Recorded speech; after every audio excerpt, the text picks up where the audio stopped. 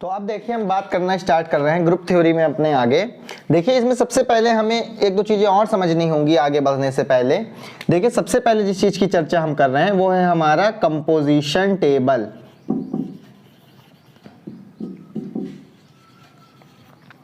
देखिए ये composition table का जो कॉन्सेप्ट है ये बहुत इंपॉर्टेंट है हमारे आगे आने वाले लेक्चर्स के लिए, एंड स्पेशली ये इंपॉर्टेंट है अगर आप क्वेश्चन सॉल्व करना चाहते हैं तो देखिए कंपोजिशन टेबल का जो कॉन्सेप्ट है ये दरअसल हम यूज करते हैं फाइनाइट, अगर हमारे पास कोई सेट है और हमें एक ऑपरेशन दे दिया जाए जो कि इजीली एग्जीक्यूट किया जा सकता हो, तो उस सेट को हम उस ऑपरेशन के अंडर में ग्रुप दिखाने के लिए इस कंपोजिशन टेबल को बड़ी ही आसानी से सेटअप कर सकते हैं और बहुत ही आसानी से हम जो हमारी ग्रुप की चारों प्रॉपर्टीज हैं, क्लोजर, एसोसिएटिव, आइडेंटिटी और इनवर्स, चारों प्रॉपर्टीज को इस कंपोजिशन टेबल की सहायता से हम शो कर सकते हैं। देखिए किस हिसाब से, जैसे मान लीजिए हमसे कहा गया कि एस कोई एक सेट है हमारे पास और इसमें 4 एलिमेंट मान लीजिए हमें दे दिए गए, हमें जो एलिमेंट दिए गए वो दिए गए आई, -1 और 1, ये 4 एलिमेंट हमें एक सेट में दे दिया गया और हमें ऑपरेशन देखिए यहाँ पर दे दिया गया। मान लीजिए हमें कह दिया गया कि जो ऑपरेशन है ये हमारा मल्टीप्लिकेशन का ऑपरेशन है, जो वही नॉर्मल मल्टीप्लिकेशन का ऑपरेशन हम जानते हैं। इसको जरा मैं ठीक कर देता हूँ यहाँ पर। तो ये जो ऑपरेशन हमें दिया गया है वो दरअसल दिया गया है मल्टीप्लिकेशन का। देखिए तो अगर हमें इस तरह से मल्टीप्लिकेशन का ऑपरेशन दे दिया मान लीजिए और हमसे कहा गया कि प्रूफ करिए कि यहाँ पर ये जो सेट है ये क्या बनाएगा, ये ग्रुप बनाएगा, तो इसे हम किस हिसाब से जो है यहाँ पर प्रूफ करेंगे। तो देखिए यहाँ पर करना क्या पड़ेगा, हमें यहाँ पर एक इस तरह से एक टेबल बनाएंगे कंपोजिशन टेबल में। देखिए इस तरह से हम बनाएंगे, यहाँ पर हम मल्टीप्लिकेशन का साइन लगाएंगे जो भी हमारे ऑपरेशन हमें दिया गया है। देन यहाँ पर हम 1 बाय 1 एलिमेंट्स को लिस्ट करेंगे। जैसे हम यहाँ पे 1 लिखेंगे, देन -1 लिख देते हैं, देन इसके बाद हम i लिख देते हैं और देन -i लिख देते हैं। ठीक है, तो इस तरह से हमने लिख दिया। अब यहाँ पर इस कॉलम में भी हमें यही एलिमेंट इस हिसाब से लिखने हैं, i, -1, i और -i, ये एलिमेंट्स देखिए हमने यहाँ पर लिस्ट कर दिए। अब देखिए बच्चों हमें क्या करना है, अब हमें यहाँ पर इनका आपस में ऑपरेशन लेना है। देखिए इस हिसाब से, तो 1 × 1 हम करेंगे तो ये 1 ही आएगा, 1 × -1 करेंगे तो -1 ही आएगा, 1 × i करेंगे तो i ही आएगा और 1 × -i करेंगे तो यही आएगा। ये चीज़ हमारी आ गई। अब देखिए इसको इससे करेंगे तो देन यहाँ पर -1 आएगा, ये हमारा 1 आ जाएगा, ये हमारा -i आ जाएगा और ये हमारा +i आ जाएगा। अब देखिए यहाँ पर इसको इससे करेंगे हम, जब हम इसको इससे करेंगे बच्चों तो क्या आएगा, देखिए यहाँ पर हमारा ये i आ जाएगा, ये -i आ जाएगा, ये हमारा i² आएगा। लेकिन आप जानते हैं कि जो i² होता है ये भी -1 होता है हमारा। तो यहाँ पर देख लीजिए मैंने लिख दिया है, तो यहाँ पर i × i हम लिखेंगे तो ये आएगा i² जो कि होगा -1, i × -i ये हमारा आ जाएगा हमारा -i² जो कि 1 आ जाएगा वापस से। तो ये हमारा 1 आ गया। अब देखिए इससे करेंगे तो ये आएगा -i +i 1 और ये हमारा आ जाएगा -1। इस तरह से देखिए, तो इस तरह से हमें बच्चों इसमें एंट्रीज को फिल करना है। अब देखिए अगर हमने एंट्रीज को फिल कर दिया है तो अब यहाँ पर आप कैसे चारों लॉस को दिखाएंगे उसकी जरा सा हम बात कर लेते हैं कि भाई कंपोजिशन टेबल तो हम इस तरह से बना लेंगे। सबसे पहले हम सेट लिखेंगे, देन उसके बाद जो उसका ग्रुप इक्विवेलेंट होगा वो लिखेंगे, देन उसके बाद एक टेबल बनाएंगे जिसमें साइड में हम यहाँ पर ऑपरेशन लिखेंगे जो ऑपरेशन हमें चाहिए, देन उसके बाद हम रोज में एक एलिमेंट्स को लिखेंगे, देन कॉलम में सारे एलिमेंट्स को लिखेंगे, देन उनका जो है आपस में ऑपरेट करेंगे उन सबको और उनका रिजल्ट हम यहाँ पे लिखेंगे।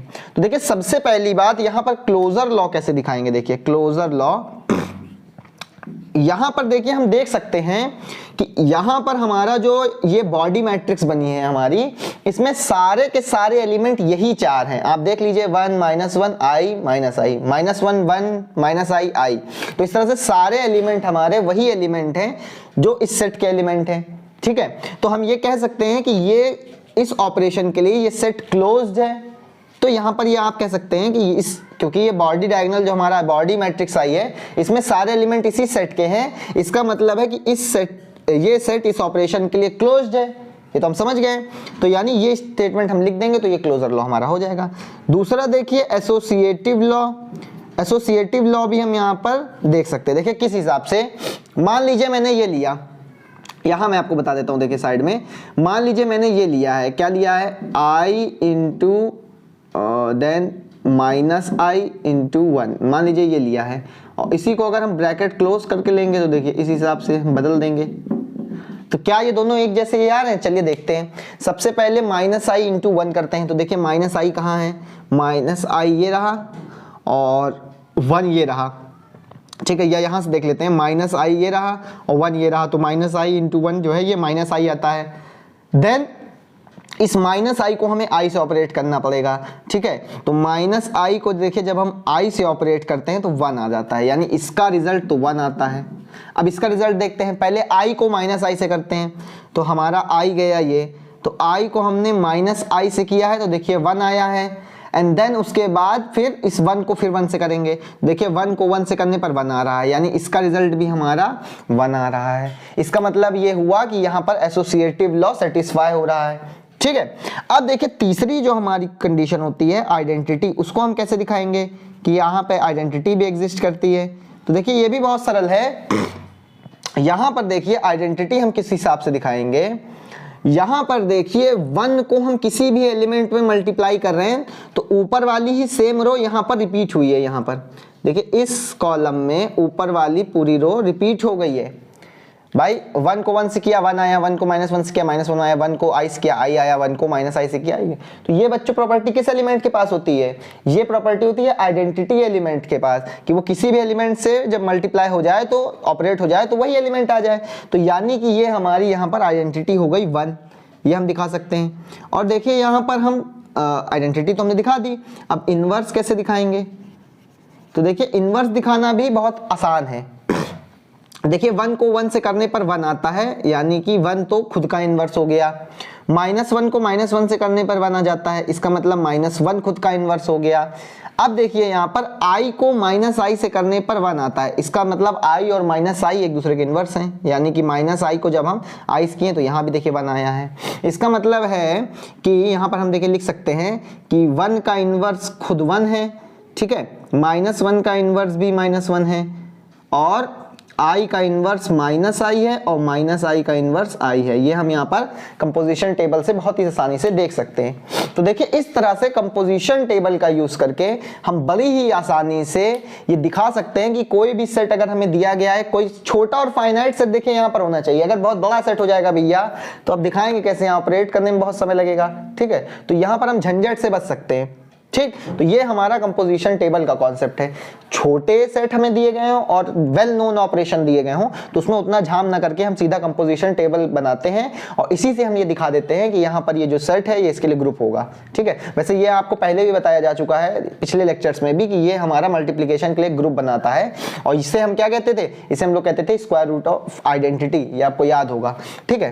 तो चलिए अगर हमने इसकी बात कर ली है तो इसके बाद एक दो चीजें और छोटी बची हैं, वो भी उसकी भी बात कर ले जरा, ठीक है। देन फिर इस वीडियो को हम क्लोज करते हैं और देन नेक्स्ट वीडियो से फिर हम अपने नेक्स्ट टॉपिक पर मूव ऑन करेंगे, जो कि मोस्ट प्रोबेबली हमारा साइक्लिक नहीं सब ग्रुप होगा, जो कि मोस्ट प्रोबेबली। उसके पहले मैं जरा कंटेंट को ब्राउज करूंगा, मैं देखूंगा कहीं ऐसा तो नहीं है कि मैंने कोई कंटेंट में जो है बनाते हुए मैंने कोई टॉपिक मुझे मिस हो गया हो जो मैंने ना बताया हो। क्योंकि देखिए ग्रुप थ्योरी बच्चों क्या है कि इतना ज़्यादा बड़ा टॉपिक है कि एक बार कंटेंट को ब्राउज करना पड़ता है कि हाँ भाई कोई ऐसी बात रहे तो नहीं गई जो मैंने ना बताई हो, जो कि आगे के लिए इंपॉर्टेंट हो, ठीक है। जैसे ये एक चीज छूट गई थी जो मैंने आपको शायद नहीं बताई थी, तो इसलिए मैंने कहा इसे भी हम एक बार बता देते हैं। अब देखिए इसके बाद हम बात करते हैं इसके बाद हम अपनी बात करना स्टार्ट करते हैं बच्चों। हम देखिए बात करना स्टार्ट कर रहे हैं बच्चों। अब हम स्टार्ट कर रहे हैं बात करना ऑर्डर ऑफ एन एलिमेंट, ठीक है, order of an element of A group. देखिए ग्रुप के किसी एलिमेंट के ऑर्डर की बात हम यहाँ पे कर रहे हैं, खुद ग्रुप के ऑर्डर की बात हम यहाँ पर नहीं कर रहे हैं। देखिए इसके पहले आपको बताया गया था कि जैसे मान लीजिए कोई ग्रुप मेरे पास दिया हुआ है, जैसे मान लीजिए कोई ग्रुप दिया है ए बी सी और डी, और यहाँ पर मल्टीप्लिकेशन का मान लीजिए ऑपरेशन दिया हुआ है, तो हम जान रहे हैं कि यहाँ पर क्योंकि इस ग्रुप में 4 एलिमेंट हैं, इसलिए इस ग्रुप का जो ऑर्डर होगा ये हमारा 4। तो इसे तो हम ऑर्डर ऑफ ग्रुप कहते थे। यहाँ दरअसल हमें बात करनी है कि ग्रुप के एलिमेंट का ऑर्डर, इसका देखिए क्या मतलब है कि किसी ग्रुप के एलिमेंट का ऑर्डर का क्या मतलब है। देखिए इसे हम एक एग्जांपल से समझाने की कोशिश करते हैं। जैसे मान लीजिए मैंने एक एग्जांपल लिया है यहाँ पर, फॉर एग्जांपल मैं एग्जांपल में कोई फाइनाइट ग्रुप लेते हैं यहाँ पर। तो देखिए हम यहाँ पर ग्रुप ले लेते हैं आपका क्यूब रूट ऑफ यूनिटी वाला ग्रुप हम यहाँ पर ले लेते हैं 1 ओमेगा और ओमेगा स्क्वायर, ठीक है। और यहाँ पर हम जानते हैं कि जो हमारा मल्टीप्लिकेशन होता है ये हमारा यहाँ पर ऑपरेशन होता है ग्रुप का। तो देखिए अगर इसमें हम इस तरह से देखें, एलिमेंट का देखिए ऑर्डर क्या होता है। कोई भी एलिमेंट है, मान लीजिए कोई ग्रुप हमारे पास, फॉर एग्जांपल मान लीजिए जी ग्रुप गिवन है हमारे पास, ये हमें एक ग्रुप दिया हुआ है, ठीक है। और इसमें कोई एक एलिमेंट ए बिलोंग करता है इसी ग्रुप में, और हम ए की पावर एन कर दें ताकि ये बराबर हो जाए ग्रुप की आइडेंटिटी के, जहां पर एन हमारा क्या है, ये कोई एक इंटीजर है, पॉजिटिव भी हो सकता है और ये निगेटिव भी हो सकता है बच्चों। तो इस केस में हम ये कहेंगे कि जो ऑर्डर ऑफ ए एलिमेंट है ये हमारा एन के बराबर है, ठीक है। कहने का मतलब ये हुआ कि ग्रुप के किसी भी एलिमेंट को, कोई अगर हमारे पास फाइनाइट ग्रुप है, अच्छा ये भी ध्यान रखिए ये ग्रुप हमारा फाइनाइट होना चाहिए, ठीक है, तभी इस एलिमेंट का ऑर्डर फाइनाइट आ सकता है। अगर ये ग्रुप फाइनाइट हो तब, अगर ये ग्रुप फाइनाइट नहीं होगा तो इसके ऑर्डर, एलिमेंट का ऑर्डर भी फाइनाइट नहीं हो सकता। ये आगे चल के एक थ्योरम है जो कि अभी मैं आपको बताऊंगा। तो यहां पर यानी ग्रुप के अगर हम किसी भी एलिमेंट को उठा लें और उसके हम इंटीजर पावर रेस करते जाएं 1 2 3 4, तो वो कभी ना कभी आइडेंटिटी के बराबर हो जाएगा किसी न किसी पावर पे। हमने कह दिया कि मान लीजिए n पावर पर ये जो एलिमेंट था ये क्या हो गया, ये आइडेंटिटी, ग्रुप की आइडेंटिटी के बराबर हो गया, ठीक है। तो हम ये कहेंगे कि ये जो n है ये इस ए एलिमेंट का ऑर्डर है, हम इस तरह से इसे डिफाइन करते हैं। अब देखिए यहाँ पर ये हमारा फाइनाइट ग्रुप के लिए होता है। इसी में देखिए एक थ्योरम भी है बच्चों, बहुत ही फेमस थ्योरम है ये, कि किसी भी फाइनाइट ग्रुप में जो एलिमेंट का ऑर्डर है वो हमेशा फाइनाइट ही होगा, ठीक है। तो यानी हम यहाँ लिख सकते हैं कि order of every element, order of every element of a finite group is finite, यानी कि किसी भी एक फाइनाइट ग्रुप के एलिमेंट का ऑर्डर हमेशा फाइनाइट होगा, और एंड वाइस वर्सा अगर हमारा कोई ग्रुप इनफाइनाइट है तो उसका जो ऑर्डर होगा किसी भी एलिमेंट का वो इनफाइनाइट होगा, ठीक है। तो ये बात अब हम समझ गए हैं। तो ये देखिए बच्चों डेफिनेशन होती है order of an element of a group, कि अगर हमारे पास कोई फाइनाइट ग्रुप है उसका हम कोई एलिमेंट उठाएं और उसकी पावर को बढ़ाते जाएं। देखिए यहाँ a की पावर n कहने का मतलब ये है कि a को a से ऑपरेट किया गया, फिर a से ऑपरेट किया गया, और ये करते गए कब तक, n टाइम्स, हम ये n टाइम्स तक करते गए, यानी a ऐसे हम करते चले गए, n टाइम्स हमने a को आपस में ही क्या किया है, ऑपरेट किया गया है, जब तक e ना आ जाए, ठीक है। तो जितनी बार में सबसे कम, यहाँ पर n ध्यान रखिएगा ये इंटीजर तो है लेकिन ये लोवेस्ट पॉसिबल इंटीजर है, यानी कि जैसे यहाँ पर मान लीजिए a की पावर 4 पर भी आइडेंटिटी आ रही है और a की पावर 8 पे भी आइडेंटिटी आ रही, तो जो 4 होगा उसी को इस a का ऑर्डर माना जाएगा, 8 को नहीं माना जाएगा, ठीक है। तो देखिए अभी इसका हम एग्जाम्पल ले रहे हैं, आपको अब समझ में आ जाएगी बात हमारी क्या हम कहना चाहते हैं। देखिए यहाँ पर क्या कर रहे हैं, मान लीजिए हमने यहाँ पर ये एलिमेंट लिए हैं, ये हमने सेट ले लिया। अब देखिए इसमें हम हर एक एलिमेंट का ऑर्डर निकालते हैं। देखिए हम 1 का सबसे पहले ऑर्डर निकालते हैं। 1 का ऑर्डर कितना होगा देखिए, तो 1 को हम क्या करें भाई, 1 इस ग्रुप की आइडेंटिटी है, 1 इस ग्रुप की आइडेंटिटी है।